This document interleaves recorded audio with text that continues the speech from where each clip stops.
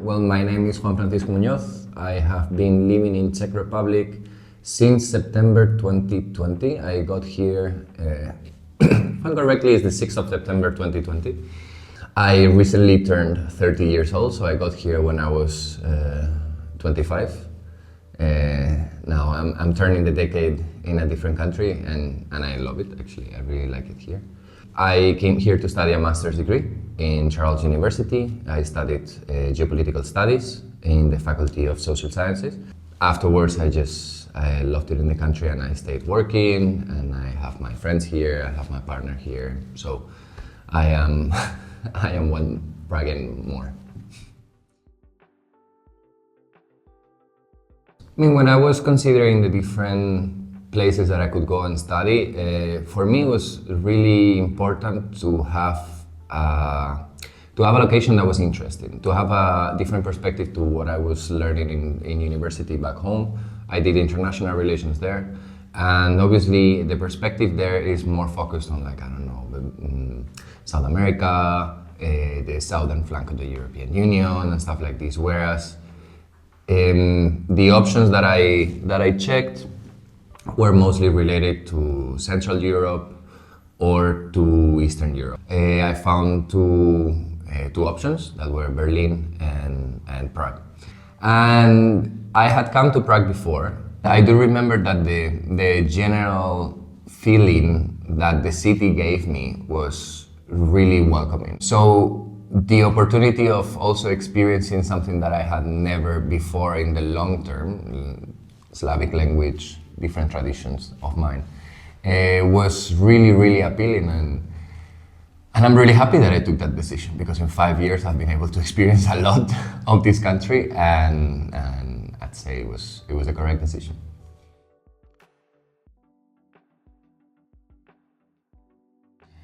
I did find a little bit problematic for myself in the beginning that Czech people, for example, would not be that open to welcome you into their groups of friends or their groups of going out and stuff like this. Whereas I always tell it to my friends, if you join a football team back home and you don't speak Spanish, that night they're gonna get you out and you're gonna go drink some beers with them, and everyone is gonna be super friendly. Then they may be your friends or not, but everybody's gonna be super friendly from the start.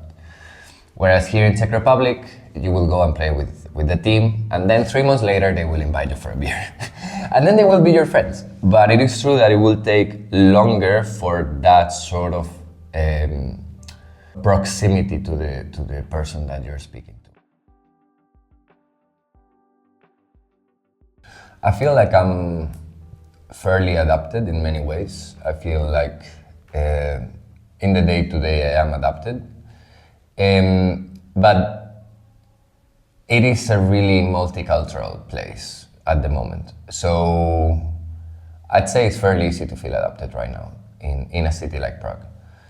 I bet that if I was living in other cities, smaller places where there's not that many immigrants and stuff like this, probably I would speak better Czech, I would have a more settled Czech lifestyle, because after 5 years, you adapt to many of the things. I mean, I still don't eat carb for Christmas, but I do like my good Svíčková. My favorite beer is Kozel, and I'm pretty sure people are gonna tell me that that's not okay, but it's mine and it's Czech. I'm fairly integrated. Now I have my Czech friends for some time now. I've been working with Czech companies, or better said, institutions, I would say. Yeah. Nowadays I'm not Czech, but I'm as close as you can get to me being Spanish.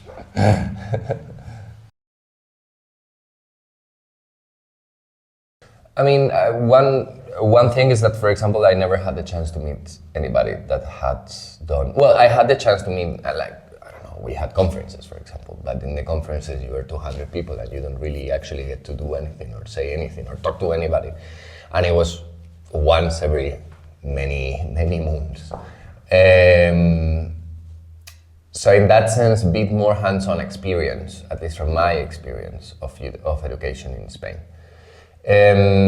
Second, in comparison, although I think this This is probably more in comparison with my particular alma mater back home, which does not have that much student life beyond the walls. It's more you go to your class, there's not that many associations, there's not that many student-led groups that, I don't know, as I've been here to cinema session about some conflict in the early 20th century. Specifically, I remember going to a video show of the Armenian genocide of the 20th century, and you have people there talking about it, and you go and then you have an art exposition that is right beside it and stuff like this. This is something that back home, at least in my experience back home, I did not have. So that makes a difference. So the Geopolitical Pickle started 3 years ago, and it's a podcast where we speak about geopolitics, and many times we also have interviews with people that are actually practitioners. And now it evolved as well into a bi-weekly newsletter where we explain different topics related to geopolitics and international politics. The idea is to have it in a more, not in an extremely academic way, so that people that are not necessarily knowledgeable of the topics can actually access them and can get some info. So my idea, and I was lucky that my colleague Ronan had the same idea, we wanted to bring geopolitics to the wider public in an easier language. And I presented it to the program coordinator, to the Geopolitical Studies program coordinator, and to one of the teachers. And they said, okay, we really like the idea. What do you want? What do you need from us? And I was like, well, I need a microphone because I don't have a microphone. And they were like, okay, well, we'll see if we can do it. So in the end, we got to an agreement where for a certain period of time, we were going to do it under the umbrella of the Masters in Geopolitics.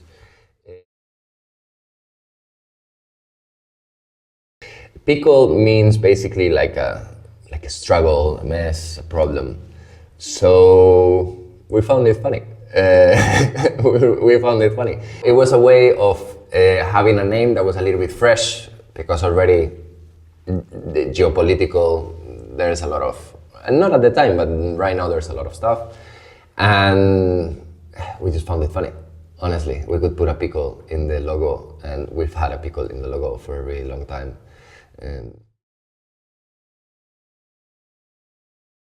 Geopolitics, right now, I think people are learning how to use it properly, because it's getting better in the media.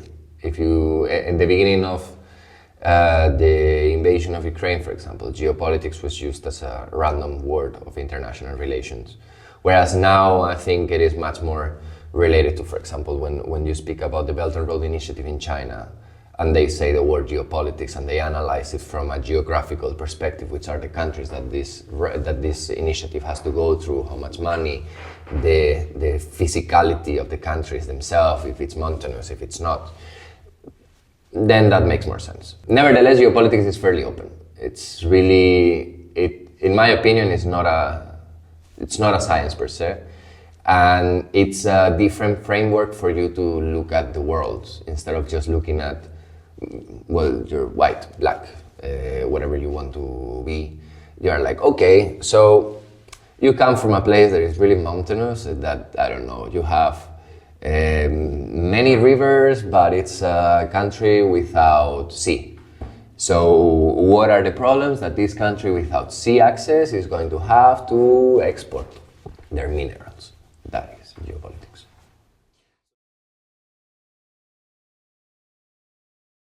It can teach you that you can have a really close relation with a faraway country because of historical ties, because of political ties that don't exist anymore. I find it fascinating, the Czech-Vietnamese connection. It's fascinating because it's a connection made in the 60s